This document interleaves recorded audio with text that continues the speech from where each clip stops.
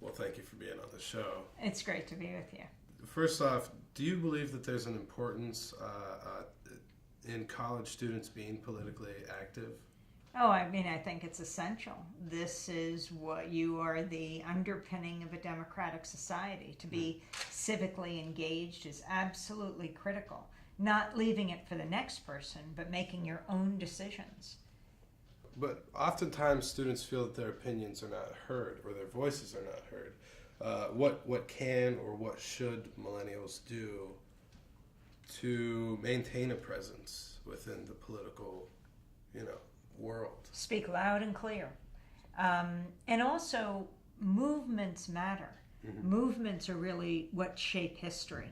And people being involved in movements, whether around the environment or around racial or economic, social justice, the arts and freedom of expression, the lesbian and gay movement, equality for all people.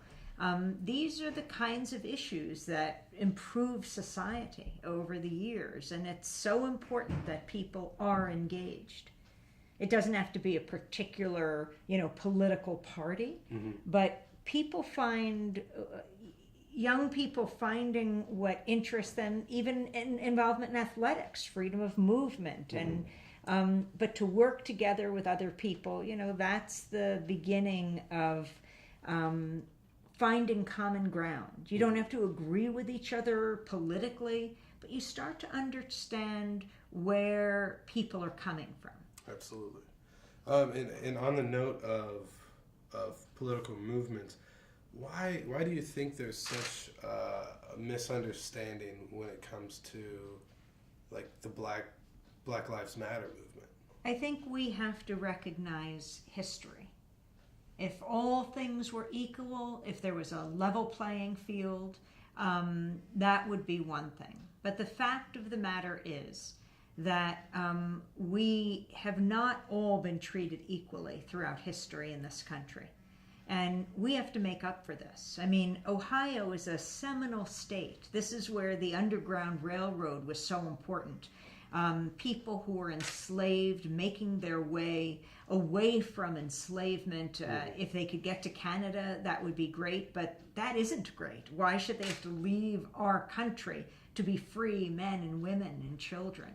And so we have to accept that there isn't a level playing field, that people are targeted, whether in education, in the school to prison pipeline. I mean, there are studies that show right now that if the incarceration rate continues at the rate it's going right now, that in a few years, 1 in 3 African American men will serve time in jail. That is unacceptable. I mean, the fact is that when it comes to drugs, for example, African Americans are way overrepresented, not in using drugs, but in being the ones who are caught and imprisoned. Racial prejudice is a stain on our history, and we have to deal with it. When it comes to police treatment of people of color, this is something that has to be worked on by communities, by the police and communities alike. The number of young African American men and women, whether we're talking Michael Brown or Sandra Bland, it is unacceptable.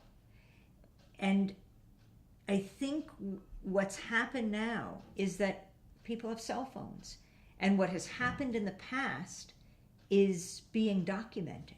It's not that it hasn't happened in the past by any means, but now the proof is there. And we have to change the way we treat different members of society so that everyone is treated equally. Now, along those same lines of getting movements to happen, one thing that millennials have seen is this almost like it just seems like there's this really small incremental changes that just aren't working, within like the government system. And do you believe that following the Supreme Court's decision in U.S. versus Citizens United, Do you believe that the United States is an oligarchy now? I mean, it is certainly very much going down that path.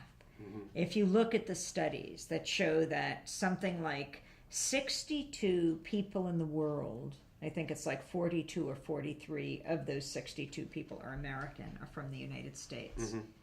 have more wealth, 62 people, than 3.5 billion people, than the 3.5 billion people on the bottom.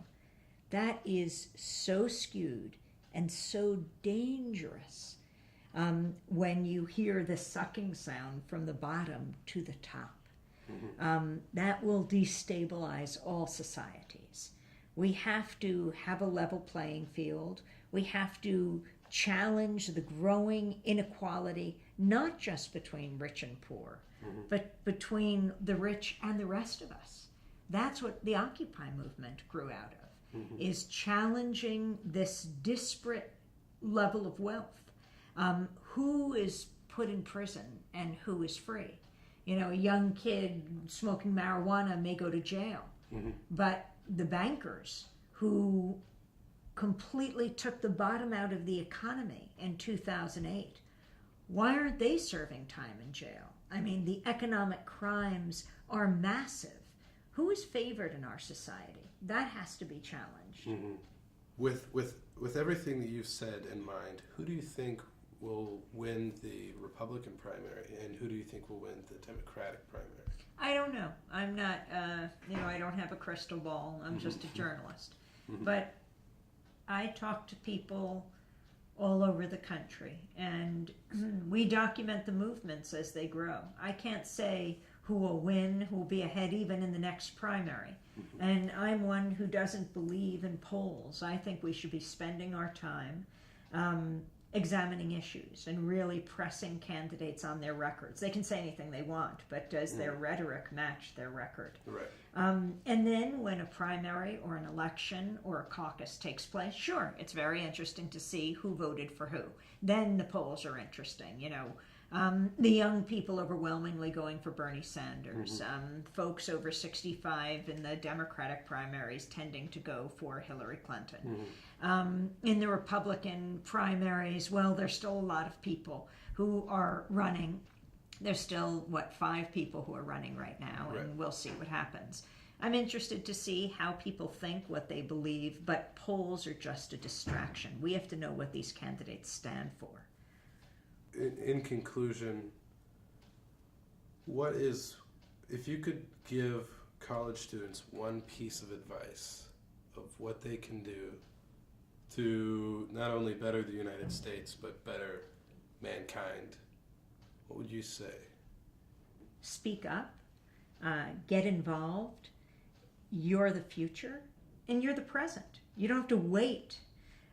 There are so many movements of young people. It's young people who are making the difference right now. What matters is participating.